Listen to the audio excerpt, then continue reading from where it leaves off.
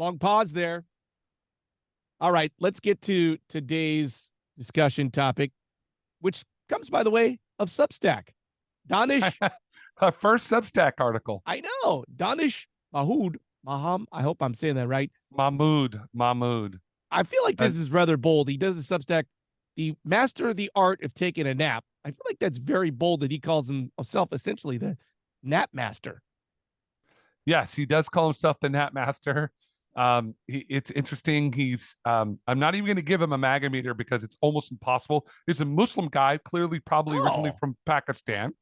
Oh. Says it right in his little bio that do Muslims nap better than everybody else? I don't know, but I mean, I don't think he's writing this as a Muslim. I think he is a Muslim who happens to be a good napper as well. I don't think that Muslims in general are better nappers than anyone else. He's also a medical student. So, maybe this is just something, it's obvious, it's in Substack. So it's the modern blog. I thought it was funny that you chose this, but I do know that you love a good nap. So I thought, and I too love a good nap. I know some folks that never nap. So I thought, oh, well, this is an interesting topic, even if I don't know if Mahmoud is an expert or not. Let's just read a quick little niblet from Danish Mahmoud. Napping is a great way to Mahmoud. Napping is a great way to recharge and boost productivity, but not all naps are created equal. Bad nap can leave you feeling groggy and even a little more tired than before. Find the optimum nap. The thing you need to do is experiment. That's the one thing I did get out of this. First off, I do and have been waking up at essentially the crack of dawn, 4 o'clock-ish for since I was 17 in college. I used to have to go to work at 2:30 in the morning for a TV station. So I've basically gone through life as a zombie, and naps are the only way to reset. So I'm the bad guy because I take a regular nap. And by the way, I take like a 2-hour nap every day now, but it's ranged in times. Now he's saying 20 minutes is roughly the best nap. How long do you nap for? 20 minutes. I thought that was interesting because it sort of solidified kind of my thinking over the years. Now, first off, your nap is not really a nap as much as it's just you. So you need to get 7 to 8 hours of sleep to have a healthy life.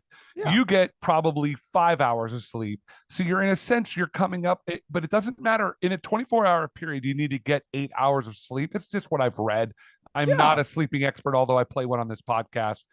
But if you get, the reason you're getting that 2 hours is you're going into deep sleep during that time. So you've cut off, in a sense, you're not getting the full 7 hours, but you are getting 7 hours because you're kind of recharging yourself. Sleep is critical to recharge yourself. I'm getting 7.5 to 8 hours in there. Right. And by the way, you're not really taking a nap, you're sleeping. Yeah. Oh, okay. Semantics. But, I've often heard that this is what people in Spain do. They stay out very late, and which I've never been to Spain. I can't fathom that the entire town closes at 1 for a siesta and then reopens at 3, but they do it. Well, I think a lot of that had to do with the heat of the day. Yes. People would sleep during the heat of the day because you're not getting a lot of work done when it's blazing hot out. So I don't know if it'd be an interesting study from someone whether or not the siesta comes because is it because of the heat of the day, or did they just like to nap? I suspect that it was the other way around, that it was the heat of the day and then the naps were built in, and then that's just sort of the culture built around that. So they don't start dinner until like 9 o'clock. So they finish eating dinner at like 11, and then they, go to bed at 1, and they get up at, you know what I mean? So they're still getting 7.5 hours, 8 hours of sleep a day.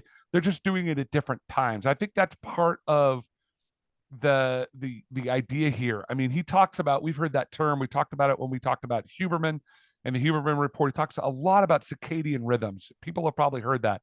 Circadian rhythms just have to do with our relationship to the sun, in a sense. Like when the sun comes up, we get up. When the sun goes down, we go to bed. Now, obviously, in modern times, when we've created artificial sun, right? That's why bugs go around lights. You know why a moth is attracted to light? Because in their primordial brain, there's no such thing as an artificial light. So when there's light, that means it's the sun, so they're active, right? So that's why moths fly around a candle or a light bulb, because they think they don't think, they're sensing it's the sun. That's in a sense their own circadian rhythms. So our circadian rhythms have to do with the fact that we are geared just biologically to the sun. Now we've artificially changed that, and like you said, you get up at people work in the middle of the night, but we still need to have that healthy reset of our clocks. He talks about this. What's his name? Who was was it Edison? I think it was Thomas Alva Edison.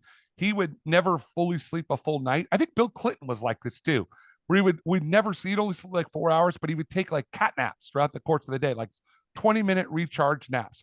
That's the key to this. That's what he talks about in this article, or the Substack, whatever you want to call it. Yes, I have a European neighbor who does not have blinds on their window, and they get up when the sun hits them. That's very refreshing and nice. I was going to just skip Danish Mahmood's Substack altogether and go with the great George Costanza napping episode in Seinfeld. And we should all have a drawer that we sleep in at work. Oh my gosh, that's the best. Where he has the alarm clock under there. He has it built into his desk because he needs to take a nap every day. Yeah, absolutely. One thing that I took from this article that I thought was kind of interesting that I've never ever thought about it. I'm the king of changing technologies that I have to fit whatever I want. So when I get a new computer, I reset it for myself. No, just the way it visually looks. But I've never reset my alarm sound on my iPhone. He's like, get rid of that. I'm like, oh, because I wake up when the sound comes in. I don't need a loud, obnoxious alarm. I just need some sound to come in and that's different, and it will wake me up. I had a friend who was such a hard sleeper that he would set an alarm that sounded like a foghorn going off. It was so loud. So it was like it was like, and it would go, but he would sleep through it. He could sleep through this horrible alarm. And I was like, okay, so his issue wasn't that the sound, it was that he somehow could go into deep sleep and never wake up. That's what I took. I actually changed my phone. My backup is my very loud foghorn alarm. So number 2 alarm, which I typically turn off if alarm 1 wakes me up. I do like this idea of setting it for the sound you want. Like you could pick a Clash song or something very. Yeah. I do like gently waking up. So setting this, like it kind of warm, like starts soft and then works loud. That's nice as well. It's funny. A lot of people say don't ever be a snooze button guy. I am a total snooze button guy. Yeah. I do it. I set my alarm every morning for about a half an hour before I actually want to get out of bed, because the way I wake up, it takes me about, and when we were listening to that Huberman, I was listening to him talk about sleep, and he was talking about how you sleep with certain lights and everything. I was like, that's kind of what I naturally do, which is sort of gently bring myself out of deep sleep. I do that by hitting a snooze button. You sound like the sleep expert. We don't need anybody else. I play one here on this show. I am an Olympic sleeper. So things that he gets into in this article are like, he's saying the perfect nap is like 15 minutes, but you need to experiment with that. So you sort of say like, okay, 15's perfect, but maybe I'm a 20, I'm a 30 guy, which okay, so you kind of experiment with that. The other one too was like experimenting with positions of how you sleep. I didn't know that your body becomes paralyzed in sleep. Yes. So like I kind of do that. Like I take my naps on a couch, not my bed. And I kind of sleep with my back against the back of the couch, like at a different angle. And I found that that's kind of a nice spot. But like if you're at work, maybe it's like you go to your car and take a 20-minute nap. Oh, I used to back in the day when I had this job that I hated years and years ago. I would every day at lunch, I would live for it. I would take, and I think I was probably out partying the night before, whatever, but I would take my hour-long lunch. I would race to the bottom. I would get into the spot where there's a tree, some shade. I was in my car. I'd put the seat back and I would sleep for a hard 45 minutes. I didn't even eat my lunch. I would just eat my lunch on my desk. And then I would go out and I would take a nap every day. It was fantastic. I'm a big believer in napping. I think it's fantastic. Yeah, but I don't think, like, what would you say the percentage of Americans that take naps? It's probably really low. It's only probably 10%. Yeah, well, I think we in general as a country have such an unhealthy view of life. Like we're like, let's work 14. I mean, we shouldn't be working 14-hour days. We shouldn't be never taking vacations. We should be. I've told this story before, I'm sure. I know I've told it to you, but I don't know if I ever told it on podcast. Uncle Brandon, here it goes. When I was in Italy studying, I went to Italy because my family of origin is Italian, and I wanted to learn Italian. And I would go to the same coffee shop every day. It was because they had a room and I could do I would do my homework in there, and then I would go to school. So I think school started at 10 to 2. So I'd get up and I'd go in there and I'd have my breakfast and I'd study. And there was this guy that ran the shop, and I got to know him over the time. And he lived upstairs of this coffee shop, basically. And he would run upstairs periodically and just do whatever he needed to do. So he was working 12-hour days, but he really wasn't working 12-hour days. He was kind of living his life. And then when someone would come in, he would like serve them. So he wasn't sitting there like, let me tend to all the needs of every customer. It's like when he's there, he'll tend to the customers. And the customers all knew that. So it was great. The owner and proprietor of the little skyscraper? Is this what you're talking about? Oh, don't toy with me, Larry. That is, if you ever go to Siena, go find the little skyscraper. I think it's the Graziatella. It's the little skyscraper, and it's a little like meat and wine shop. Oh, it is amazing. Another pro tip that someone said that I've read before is for napping is that you drink coffee right before you take your nap, and it doesn't kick in for 20 minutes, so it like is a perfect kind of like stimulates you. Right? Yeah, I don't know about that. I don't drink coffee after noon because I think it messes up my sleep. But I think everybody has to. I think the idea of practicing is a really good point. He also says be consistent, which is like, and I find this to be very true.